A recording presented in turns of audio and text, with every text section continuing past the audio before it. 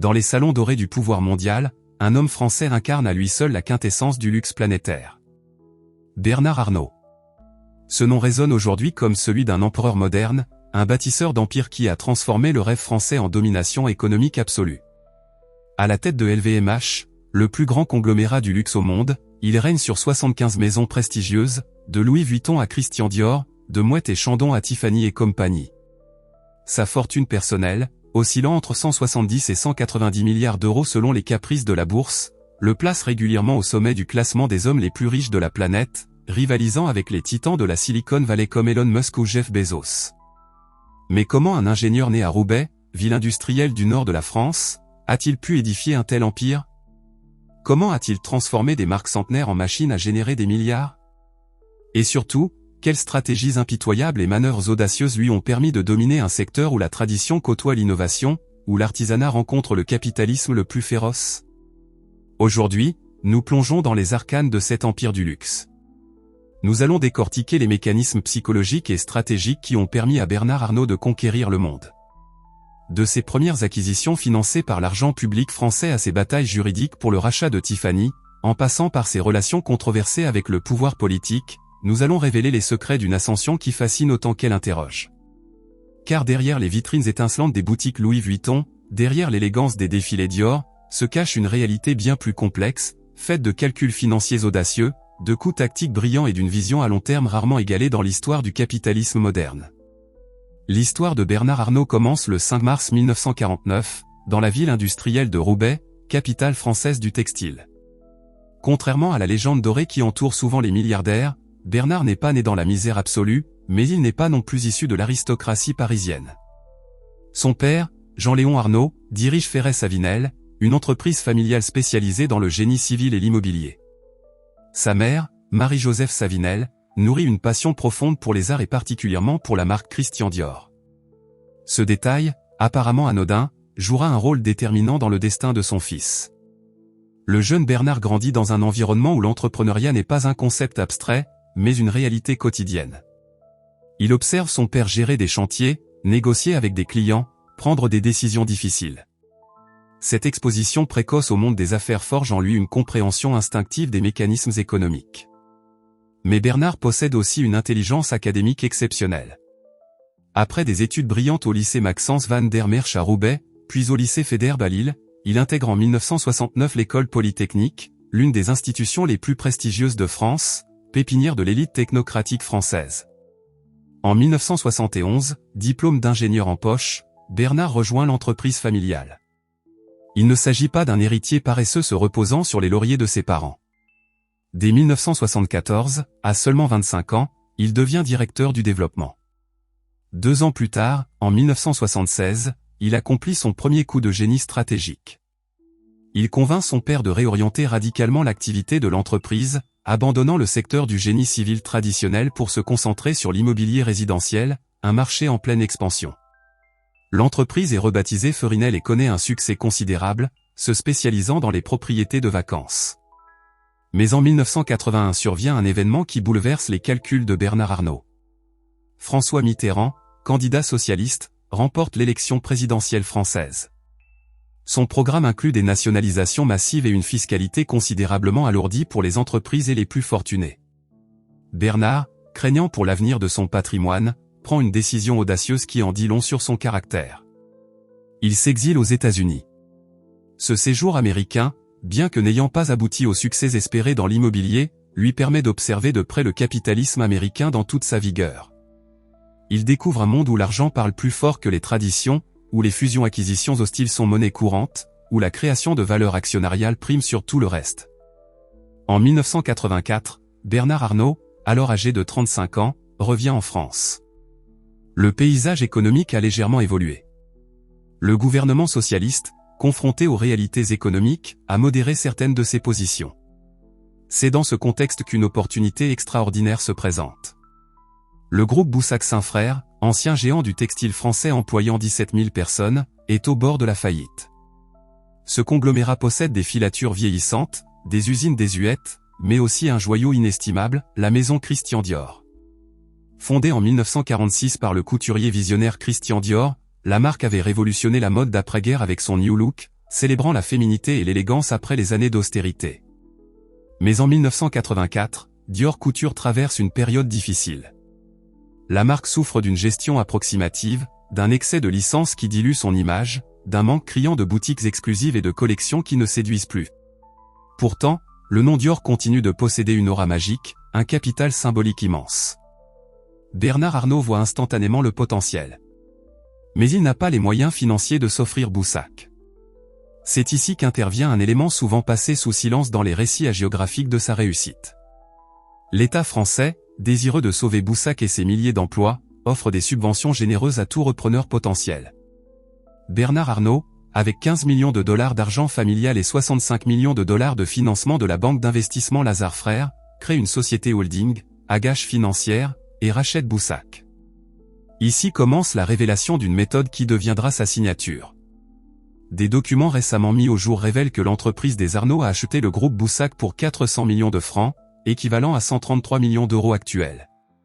Mais les aides de l'État se sont élevées à 633 millions de francs, soit 211 millions d'euros actuels. Autrement dit, Bernard Arnault a bénéficié de davantage d'argent public que ce qu'il a personnellement investi. En 1995, la Commission européenne contraindra même LVMH à rembourser une partie de ces aides, jugeant qu'elles violaient les règles de concurrence. Mais le plus remarquable reste la suite. Bernard Arnault avait promis à l'État de maintenir l'activité textile de Boussac. Promesse qu'il abandonne très rapidement. Il cède les activités textiles, concentrant toutes ses ressources sur Christian Dior. Il rationalise impitoyablement. Les licences de la marque Dior, qui étaient au nombre de 280 en 1989, sont réduites à moins de 150 en 1992. Cette contraction permet de restaurer l'exclusivité de la marque. Il nomme de nouveaux directeurs artistiques audacieux, dont le designer italien Gianfranco Ferré, puis en 1996, l'excentrique britannique John Galliano, premier nom français à diriger la maison. En seulement 2 ou 3 ans, Bernard Arnault remet Boussac sur le chemin de la rentabilité, générant 100 millions de francs de cash flow. Mais Christian Dior Couture ne possède plus les parfums Dior, cédés lors d'une restructuration antérieure à Moet Hennessy. Cette séparation entre la couture et les parfums va devenir le point d'entrée stratégique vers le prochain objectif de Bernard Arnault. En 1987, un événement majeur secoue le monde du luxe français. Deux géants, Louis Vuitton, le Maltier fondé en 1854, et Moet Hennessy, le groupe de champagne et spiritueux, fusionnent pour créer LVMH. Cette fusion est censée unir les forces de deux entreprises partageant la même clientèle, la même culture d'excellence. Pourtant, très rapidement, des tensions émergent entre les deux coprésidents. D'un côté, Henri Racamier, PDG de Louis Vuitton, homme de tradition et de conservatisme. De l'autre, Alain Chevalier, patron de Moet Hennessy, plus ouvert à la modernisation. Leurs visions divergentes paralysent le développement du nouveau groupe. Racamier souhaite retrouver l'indépendance de Louis Vuitton. Chevalier envisage de revendre les activités de vin et spiritueux. Octobre 1987. Le krach boursier mondial frappe. L'action LVMH perd 50% de sa valeur. Pour la plupart des investisseurs, c'est un désastre. Pour Bernard Arnault, c'est une opportunité en or. Il commence à acheter discrètement des actions LVMH, petit à petit, à des prix dérisoires, autour de 12 francs et 50 centimes l'action. Son mentor, Antoine Bernem, banquier légendaire et numéro 2 de la banque Lazare, lui conseille d'attendre que Racamier et Chevalier viennent à lui. La prédiction se réalise. Racamier, cherchant à évincer Chevalier, contacte secrètement Arnault. Il ne soupçonne pas les ambitions réelles du jeune homme de 35 ans, qu'il juge trop jeune pour représenter une menace. En juillet 1988, Bernard Arnault détient déjà 27% de LVMH. Pour continuer sa progression, il utilise une technique financière sophistiquée appelée montage en poupée russe, créant des structures d'investissement imbriquées les unes dans les autres. Cette ingénierie financière lui permet d'obtenir 3,3 milliards de francs supplémentaires pour continuer à acheter des titres. Il continue d'acheter même quand le cours atteint des niveaux records, conviction absolue que son plan fonctionnera. Ses adversaires, voyant le cours monter, vendent pour encaisser leur plus-value. Arnault est le seul à avoir une vision à long terme. Le 6 janvier 1989, en l'espace de quelques jours, Bernard Arnault devient actionnaire majoritaire de LVMH. Il n'aura fallu que 6 mois pour prendre la tête de la société la plus chère de France, à l'aube de son 40e anniversaire. Le 13 janvier, il est élu président du directoire de LVMH à l'unanimité. Ce raid bouleverse le monde délicat du luxe traditionnel qui n'a jamais rien vu de tel. Les méthodes agressives importées de Wall Street scandalisent la vieille garde française. Mais Bernard Arnault s'en moque. Il vient de réaliser ce qui deviendra l'une des opérations les plus lucratives de l'histoire du capitalisme français. Bernard Arnault ne se contente pas de posséder des marques prestigieuses. Il possède une vision révolutionnaire du luxe qui va transformer l'industrie tout entière. Pour lui, les marques de luxe ne sont pas seulement des entreprises vendant des objets physiques, des malles monogrammées, des pendentifs en or ou des sacs en peau d'alligator. Elles vendent des noms, des logos, des histoires, et surtout une promesse implicite. La promesse de l'exclusivité, de l'appartenance à une élite mondiale, du rêve accessible. Cette compréhension psychologique profonde du désir humain devient le socle de sa stratégie. Il comprend que le luxe joue sur des ressorts émotionnels puissants, le besoin de reconnaissance sociale, le désir de se distinguer, la quête d'identité à travers la consommation. Dans une société où les disparités de richesse s'accroissent, le luxe devient un marqueur social de plus en plus important. Il ne s'agit plus seulement de posséder un beau sac, il s'agit de signifier aux autres son statut, son pouvoir d'achat, son appartenance à un cercle privilégié. Bernard Arnault développe alors ce qu'on pourrait appeler une stratégie de désirabilité perpétuelle. Premièrement, maintenir coûte que coûte l'image d'exclusivité. Cela signifie contrôler strictement la distribution. LVMH ouvre ses propres boutiques dans les emplacements les plus prestigieux des capitales mondiales, refusant la grande distribution et limitant drastiquement les licences. Deuxièmement, investir massivement dans la création et l'innovation. Bernard Arnault recrute les meilleurs créateurs du monde, leur donnant les moyens de réaliser leurs visions artistiques. Troisièmement, construire une histoire, un storytelling puissant autour de chaque marque. Louis Vuitton n'est pas un simple maltier, c'est l'héritier d'une tradition d'excellence artisanale remontant au XIXe siècle. Christian Dior n'est pas une simple maison de couture, c'est l'incarnation de l'élégance française. Quatrièmement, pratiquer une intégration verticale totale. LVMH contrôle toute la chaîne de valeur, de la conception à la production, de la logistique à la vente. Cette maîtrise complète permet de préserver les marges bénéficiaires, d'assurer la qualité et de réagir rapidement aux évolutions du marché. Cinquièmement, diversifier géographiquement. Bernard Arnault comprend très tôt que l'avenir du luxe se joue en Asie. Dès les années 90, il investit massivement en Chine, au Japon, en Corée du Sud, anticipant l'émergence d'une classe moyenne et d'une élite fortunée dans ces pays. Cette stratégie porte ses fruits de manière spectaculaire. En 1989, LVMH réalise 13 milliards de francs de chiffre d'affaires. En 2023, ce chiffre atteint 86 milliards d'euros, soit une multiplication par 50 en 34 ans. Les marges opérationnelles du groupe dépassent 35% pour certaines maisons comme Louis Vuitton, un niveau quasiment inégalé dans l'industrie manufacturière. Le résultat net en 2023 s'élève à 15 milliards d'euros. Bernard Arnault ne construit pas son empire uniquement par croissance organique. Sa véritable marque de fabrique réside dans sa capacité à identifier, acquérir et revitaliser des marques prestigieuses. Entre 1987 et aujourd'hui, LVMH a réalisé plus de 75 acquisitions majeures. Chacune obéit à une logique stratégique précise. En 1988, il rachète Céline, maison parisienne de maroquinerie fondée en 1945.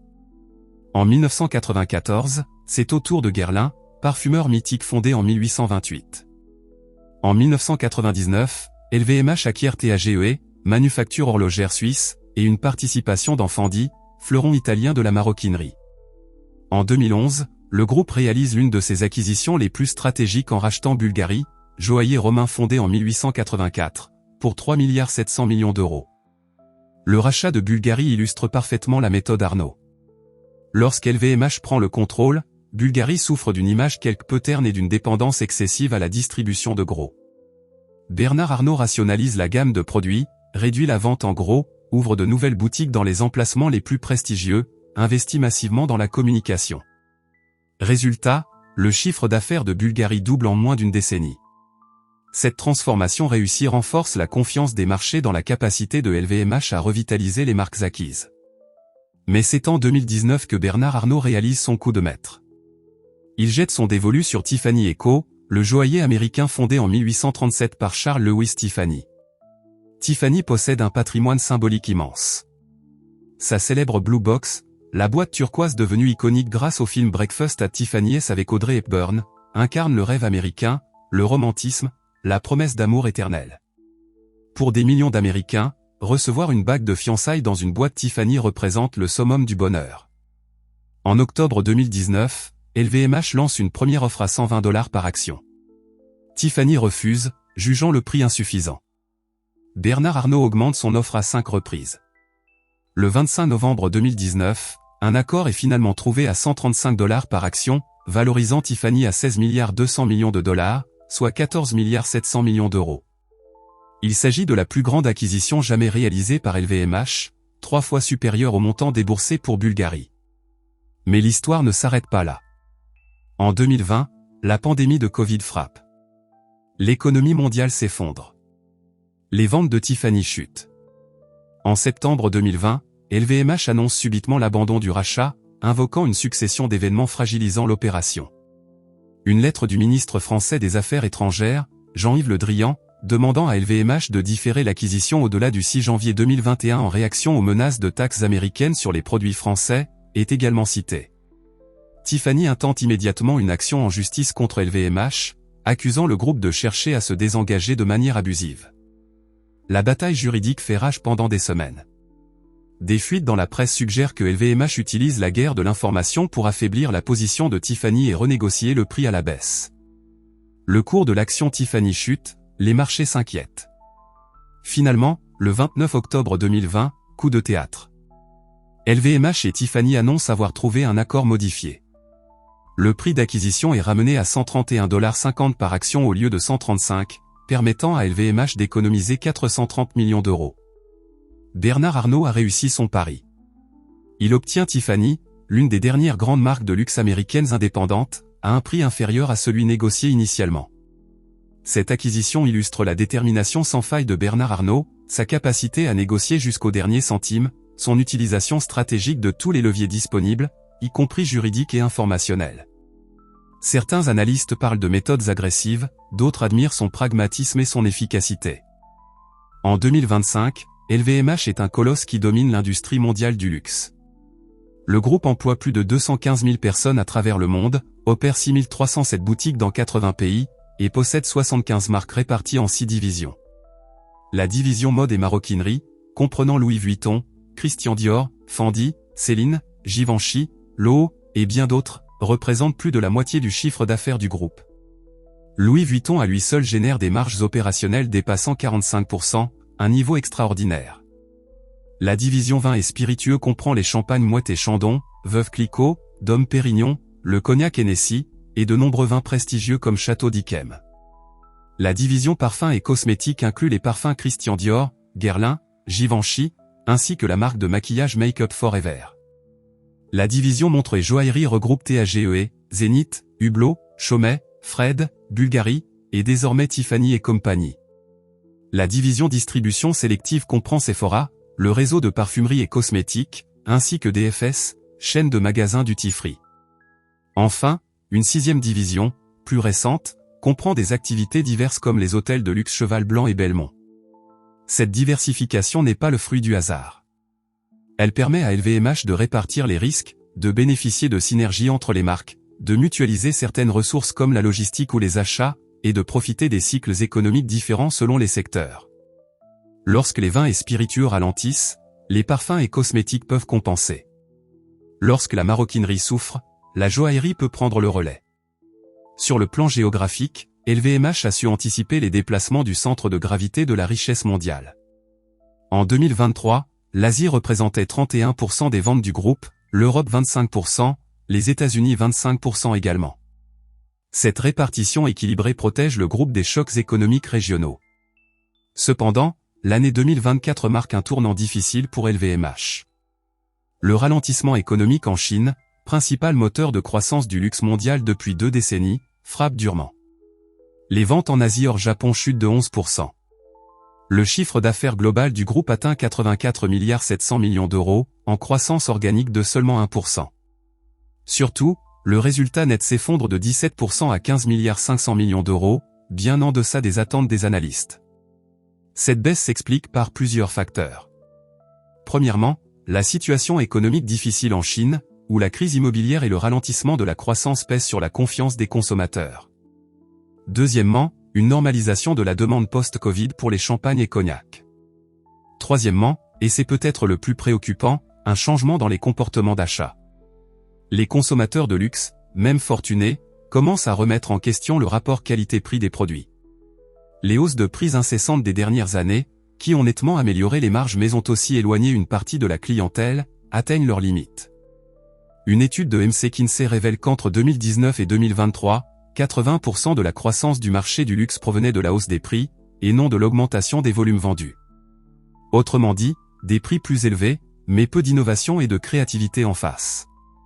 Le management de LVMH reconnaît lui-même que plusieurs de ces marques font face à un enjeu de value for money, rapport qualité-prix perçu. De plus, les consommateurs de luxe manifestent un changement de préférence. Plutôt que d'acheter un énième sac à main, ils privilégient désormais les expériences de voyage, le bien-être, la santé. Cette évolution structurelle pourrait impacter durablement la croissance du secteur. Bernard Arnault ne se contente pas de bâtir un empire économique. Il construit une dynastie familiale. Marié une première fois à Anne de Wavrin, dont il divorce en 1990, il a 2 enfants.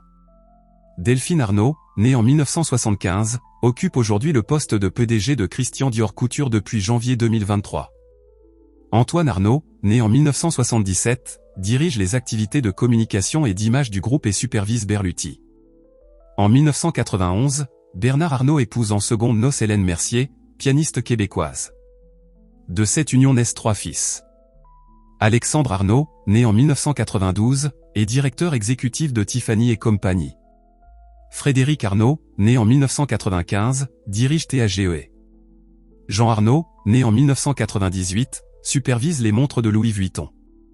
Cette implication familiale massive soulève des questions fascinantes. Bernard Arnault orchestre minutieusement la succession.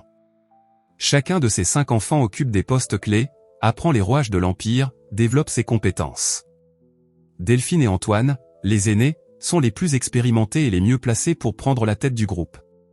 Mais Bernard Arnault, âgé de 75 ans en 2025, ne montre aucun signe de vouloir céder le contrôle. Il continue de diriger LVMH avec la même énergie qu'à 40 ans, supervisant personnellement les moindres détails, visitant les boutiques chaque samedi matin accompagné de ses enfants, de ses gardes du corps et de ses adjoints, scrutant l'agencement des vitrines, la tenue des vendeurs, l'atmosphère des magasins. Un épisode révélateur. Lors d'une visite à Dubaï, Bernard Arnault fait un commentaire détaillé sur les chaussures portées par un vendeur dans une boutique. Des chaussures Nike, inadaptées à l'image de luxe que doit incarner chaque employé. Interrogé plus tard, Alexandre Arnault se souvient de l'anecdote avec admiration, soulignant l'attention obsessionnelle de son père pour les détails. Cette obsession de la perfection, cette volonté de contrôle total, explique en grande partie le succès de LVMH. Mais elle soulève aussi la question de la pérennité de l'empire après le départ inévitable de Bernard Arnault. La structure actionnariale de LVMH reflète cette volonté de contrôle familial. Bernard Arnault et sa famille détiennent près de 48% du capital du groupe par le biais de leur holding Groupe Arnault. Cette participation majoritaire leur garantit le contrôle absolu, protégeant LVMH de toute OPA hostile. En 2023, LVMH a versé 1,5 milliard d'euros de dividendes à la famille Arnault, malgré une diminution des effectifs du groupe de 8% liée à la pandémie. Cette concentration de richesse interroge. Bernard Arnault et sa famille ont perçu des sommes colossales pendant une période où des milliers d'employés ont perdu leur travail. Cette réalité contraste avec le discours officiel du groupe sur la responsabilité sociale et le respect de la personne. Au-delà de l'économie, Bernard Arnault exerce une influence considérable sur les sphères politiques et médiatiques. Cette dimension de son pouvoir est souvent méconnue du grand public, mais elle est fondamentale pour comprendre l'étendue réelle de son empire. En 2023, Bernard Arnault et sa famille acquièrent une participation significative dans le groupe de médias Lagardère, qui détient notamment Europe 1, Paris Match, le journal du dimanche, et des réseaux de distribution comme Relais. Cette opération soulève immédiatement des inquiétudes quant à la concentration des médias entre les mains d'une seule famille déjà immensément puissante. Quelques mois après l'acquisition, des licenciements massifs sont annoncés, des lignes éditoriales changent. Des journalistes d'investigation, critiques du pouvoir économique, quittent leur poste. Cette mainmise sur les médias n'est pas anodine. Elle permet à Bernard Arnault d'influencer le débat public, de protéger son image, de façonner les récits autour de son empire. Ses relations avec le pouvoir politique sont tout aussi fascinantes.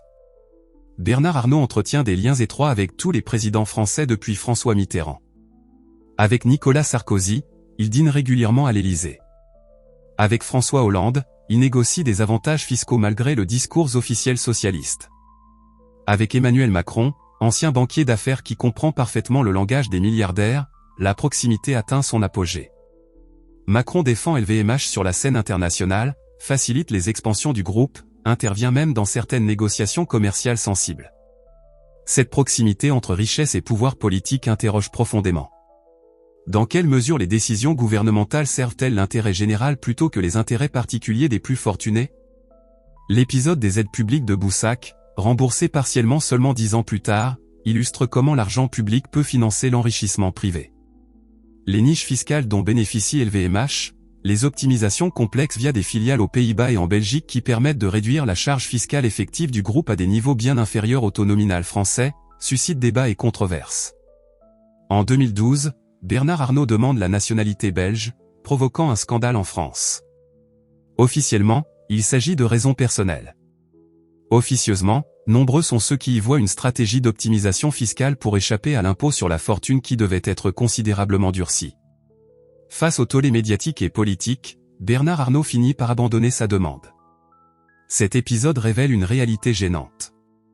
Les ultra-riches peuvent choisir leur pays de résidence fiscale, négocier avec les États, menacer de partir si les conditions ne leur conviennent pas. Cette liberté de mouvement du capital et des personnes fortunées contraste cruellement avec les contraintes subies par les salariés ordinaires. Le modèle LVMH repose sur un paradoxe fondamental. Les marques du groupe vendent l'exclusivité, la rareté, l'appartenance à une élite restreinte. Pourtant, pour maintenir la croissance et satisfaire les actionnaires, LVMH doit vendre toujours plus, ouvrir toujours plus de boutiques, toucher toujours plus de clients. Comment concilier massification et exclusivité? Comment vendre l'idée de rareté quand des millions de personnes possèdent le même sac Louis Vuitton? Bernard Arnault a trouvé plusieurs réponses à ce dilemme. Premièrement, la segmentation. LVMH propose différentes gammes de produits, des articles accessibles à quelques centaines d'euros pour les aspirants au luxe, jusqu'aux pièces uniques de haute joaillerie à plusieurs millions d'euros pour les ultra-riches. Chaque segment croit appartenir à l'élite, tout en finançant les marges du groupe. Deuxièmement, l'innovation constante. Les collections changent régulièrement, créant une obsolescence programmée du désir. Le sac à la mode cette année sera ringard l'année prochaine, poussant les consommateurs à renouveler leurs achats.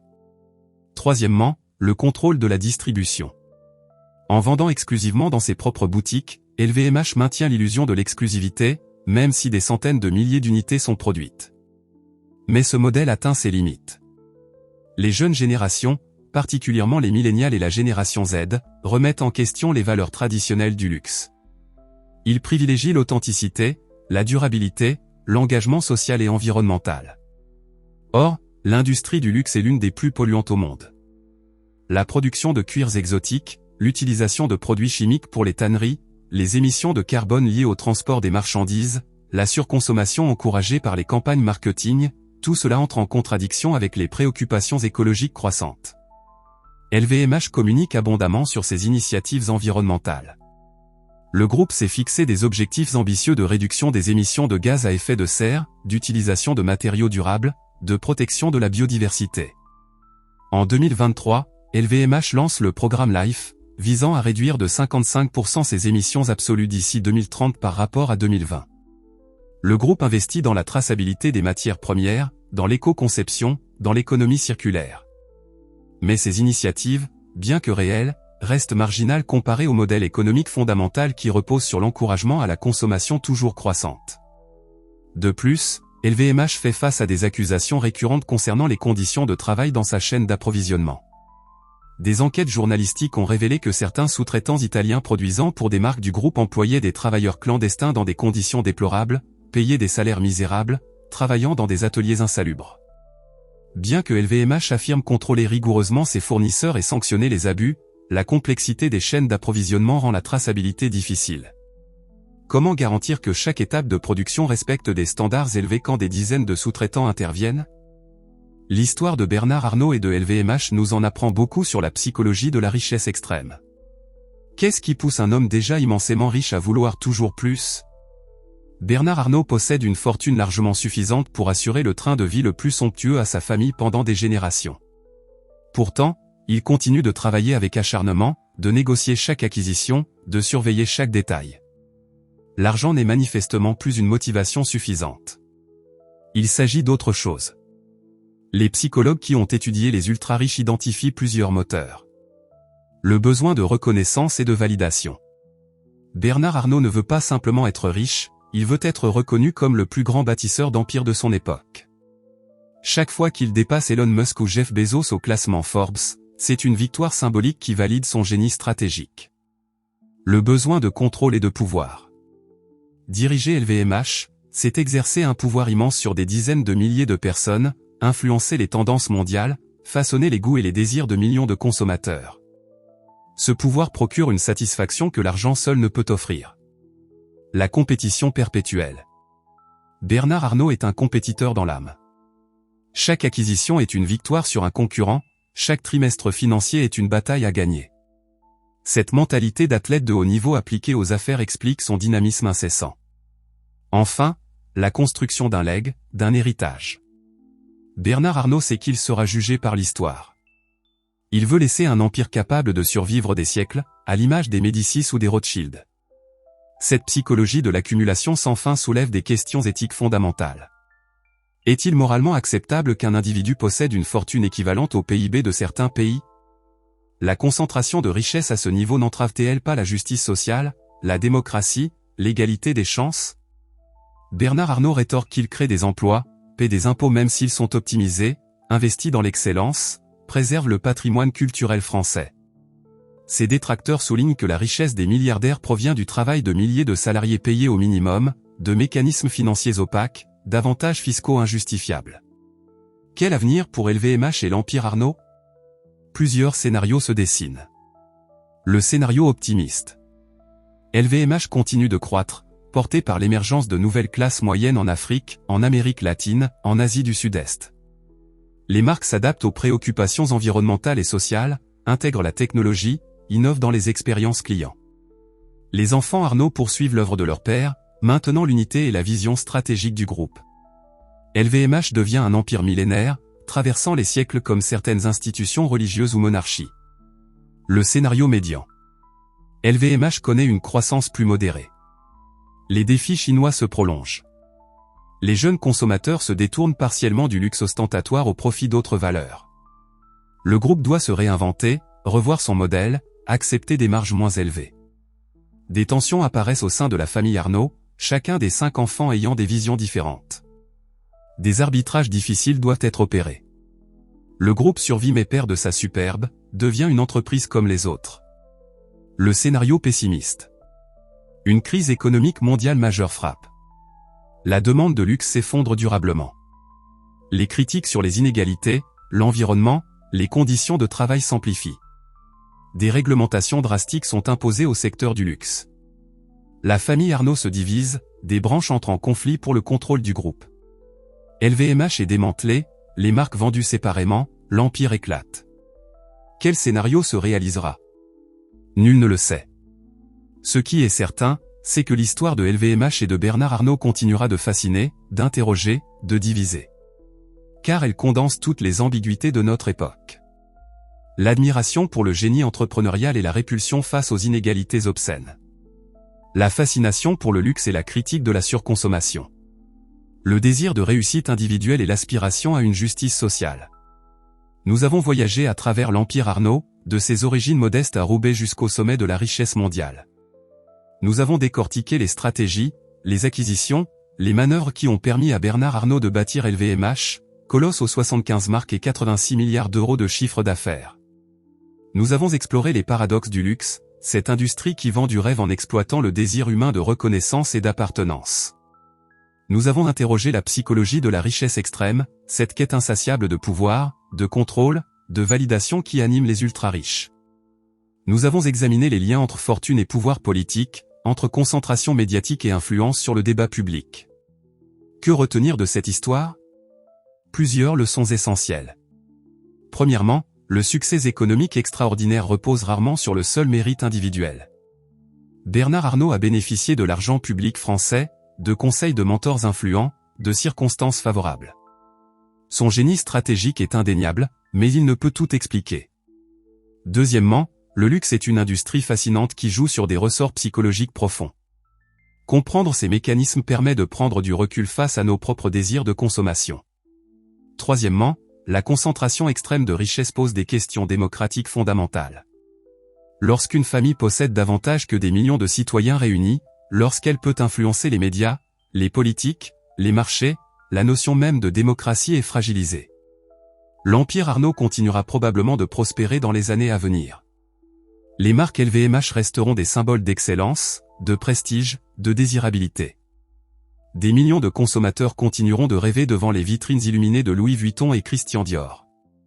Mais derrière ces façades étincelantes, derrière les campagnes publicitaires somptueuses, il existe une réalité économique et sociale plus complexe, plus ambiguë, qu'il nous appartient de comprendre et de questionner. Bernard Arnault a conquis le monde du luxe. Mais à quel prix? Et pour combien de temps?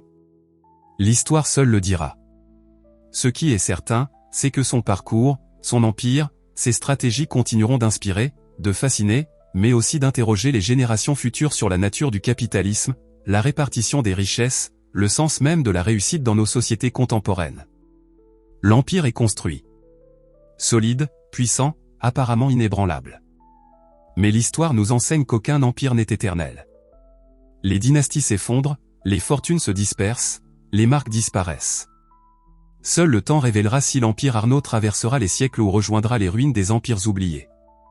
D'ici là, LVMH continuera de vendre du rêve, du luxe, de l'exclusivité.